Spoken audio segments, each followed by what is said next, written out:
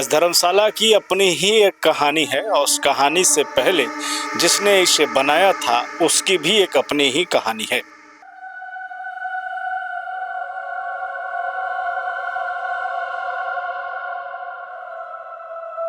ये धर्मशाला में लगभग 100 से अधिक कमरे हैं।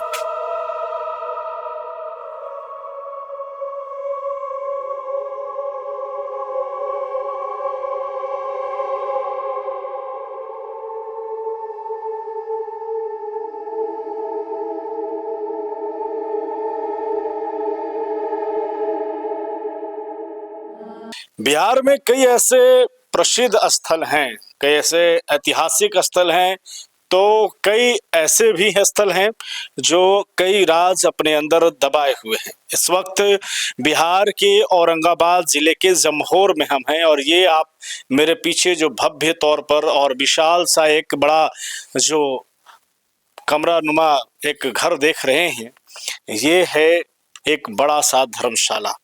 इस धर्मशाला की अपनी ही एक कहानी है और उस कहानी से पहले जिसने इसे बनाया था उसकी भी एक अपनी ही कहानी है।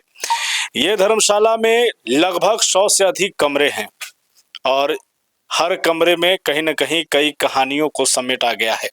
यहाँ आने वाले तमाम वैसे लोग, इस क्षेत्र के लोग एक शरणार्थी के तौर पर भी इसको इस्तेमाल करते थे। धूप हो या बरसात या फिर तेज तपती गर्मी, सभी में ये धर्मशाला उनके लिए सहायक रहा है। अब सवाल ये है कि ये धर्मशाला जो आपको दिख रहा है ये बंद पड़ा है, वीरान सा है। 1907 में राय सूरजमल शिव प्रसाद बहादुर ने इसको बनवाया था एक सोच के साथ कि ये इधर यहाँ आने वाले लोगों के लिए एक वरदान साबित होगा। आपको मालूम है कि बिहार के औरंगाबाद जिले में जमहोर के पास पुनपुन और बटाने नदी का एक संगम है, जहां पर मान्यता है कि पितरपक्ष मेले में पहला पिंडदान जो है वो यहीं पर किया जाता है। अब ऐसे में जो सूरजमल राय बहादुर साहब थे, उन्होंने सोचा कि यहाँ के लोगों के लिए एक धर्मशाला का निर्माण कराया जाए। करीब 40 एकड़ से अधिक, मिली जानकारी में ऐसा कहा जाता है कि 40 एकड़ से अधिक जो है क्षेत्र में फैला हुआ ये धर्मशाला कई कहानियों को समेटे है। इसमें आप देख सकते हैं अब ये पूरी तरीके से वीरान हो गया है, इसका पूरा परिसर जंगल में तब्दील हो गया है, लेकिन कहानी कई है।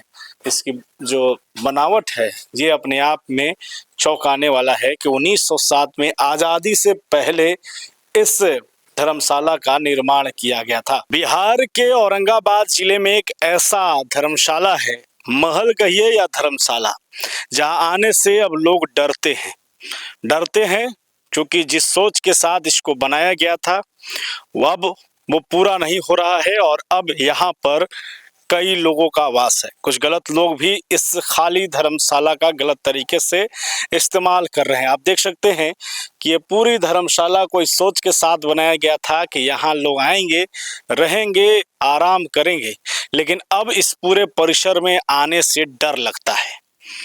डर क्यों लगता है, इसकी कहानी आपको हम बताने वाले हैं। ये पूरा परिसर अगर आप देखें तो जिस तरीके से इसकी बनावट है, ये बनावट कोई हाल फिलहाल के दिनों की नहीं है, बल्कि 100 साल से अधिक इस पूरे बंगले धर्मशाला के बनाए हुए हो गए हैं।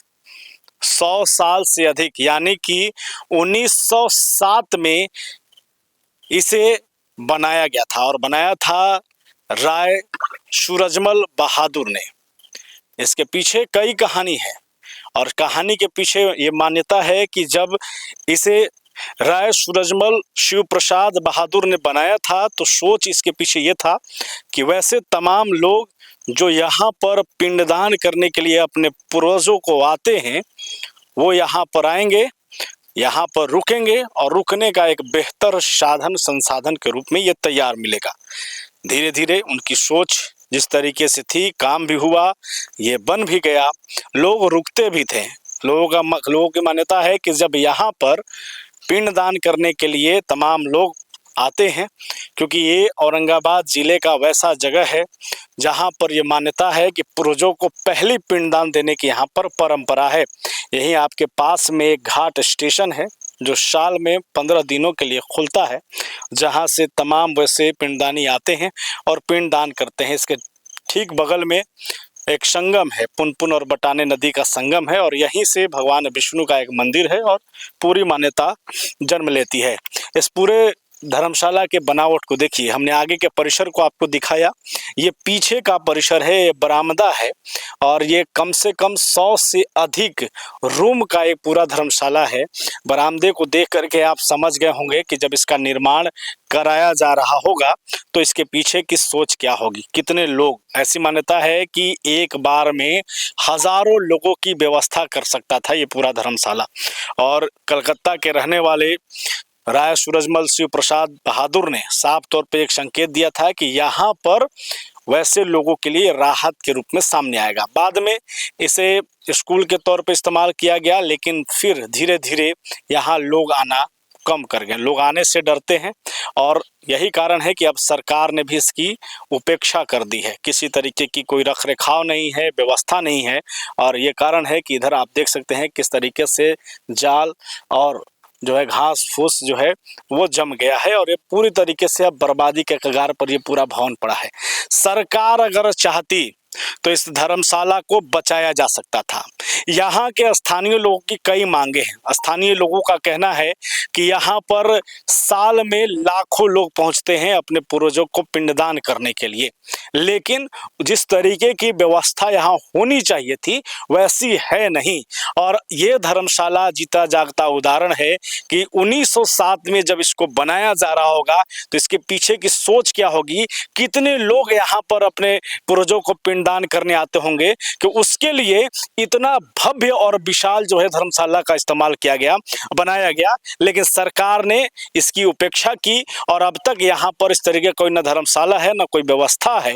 तो लोगों का कहना है कि अगर इसकी जो है रखरखाव की व्यवस्था सरकार की तरफ से, प्रशासनिक अधिकारियों की तरफ से और जनप्रतिनिधियों की तरफ से किया जाता तो शायद ये एक बिहार में जो है एक दार्शनिक चीज होता। लोग इसे देखना चाहते हैं, इसके पीछे के कहानी को समझना चाहते हैं। आज हमारा आने का मकसद साफ था कि यहाँ लोग पहुँच रहे हैं, सिर्फ बिहार ही नहीं बल्कि देश के अन्य राज्यों के लोग पहुँच रहे हैं, विदेश से भी पहुँच रहे हैं।